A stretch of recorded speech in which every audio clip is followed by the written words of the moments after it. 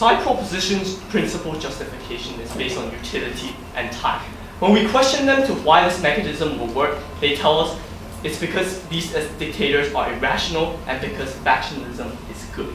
Ladies and gentlemen, this is a complete misconceptualization upon the nature of not only dictatorships, but more importantly, the mechanism of assassination. And we're going to expose why they fell terribly wrong from the very start through looking at two main clashes. Firstly, looking at directly what happens after assassination, and secondly, the principal justification of utilitarianism and minimizing damage. Then I'm going to look at further extending opposition's case, looking at why vested interest undermines the legitimacy and the effectiveness of this assassination. So let's move straight into the meat of the first time, the effects of what happens after assassination.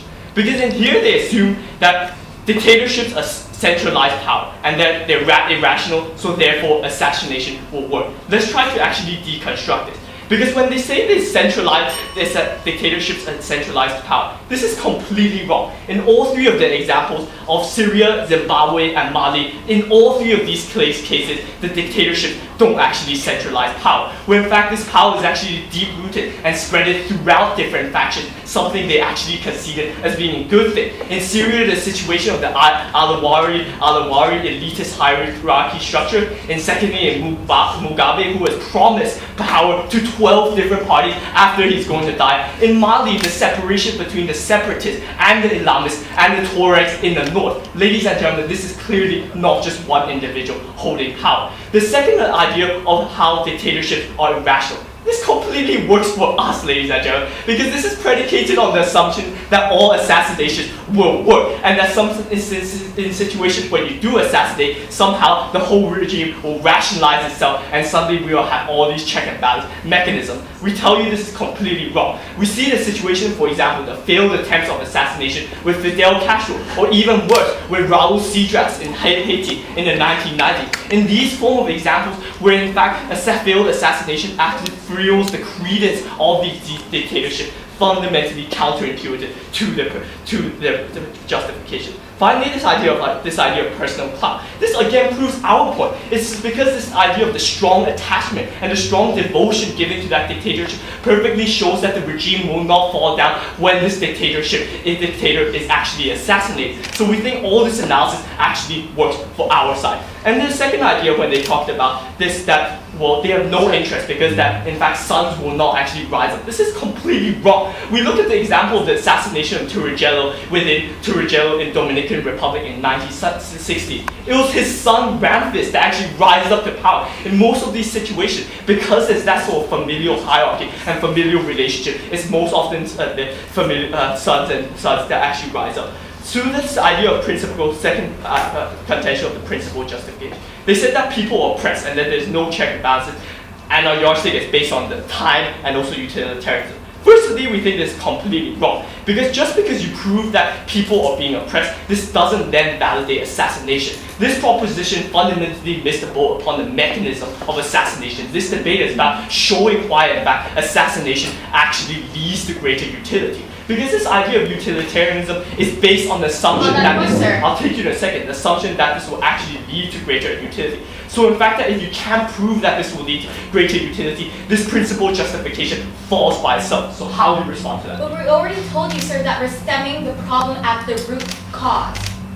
So exactly what is this root cause, ladies and gentlemen? They tell us this root cause is that, there's no check and balance mechanism. This root cause is this dictator. We told you at the first speaker with no response that the dictators the regime doesn't simply fall when the dictator falls. In fact, often the dictator entrenches power within multiple factions, which we see in the most extreme part of proposition when they say that factionalism is a good thing, and so therefore by assassinating dictators, therefore factionalism will somehow balance the power, and therefore we will actually progress in that way. This is completely wrong and show the fact that there will be a power struggle. Essential analysis of my first opposition never responded. So we think this idea of utilitarianism doesn't actually work. And they try to mischaracterize us, because then throughout the debate they try to say, oh, we're defending sovereignty.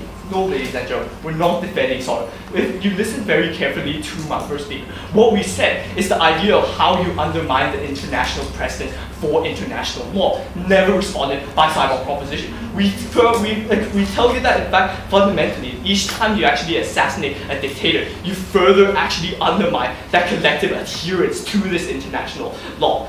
So fundamentally clearing those two clashes, let's move on to the second extended argument. Why this vested interest? Because you don't believe in this virtuous and utopian idea that foreign powers always assassinate based on humanitarian causes. Most situations is based upon vested strategic interest of strengthening geopolitical alliance or further economic interest. Why? Because assassination bears a large cost, and in fact the failure of doing so bears a large cost on the side of the foreign powers. We see, in fact, in the situations such as the CIA in South America throughout the 60s and 70s, where the assassination of Trujillo in Dominican Republic in 1961 actually led to the Dominican Republic Civil War. How did this happen? It's simply because the fact that assassination was used by the current regime in further justifying their cause. So you further fuel the credence for these for anti-Western sentiment upheld by the regime itself. And in fact, we saw that this actually fundamentally doesn't actually help actually topple the regime. But we think is that this idea of vested interest is principally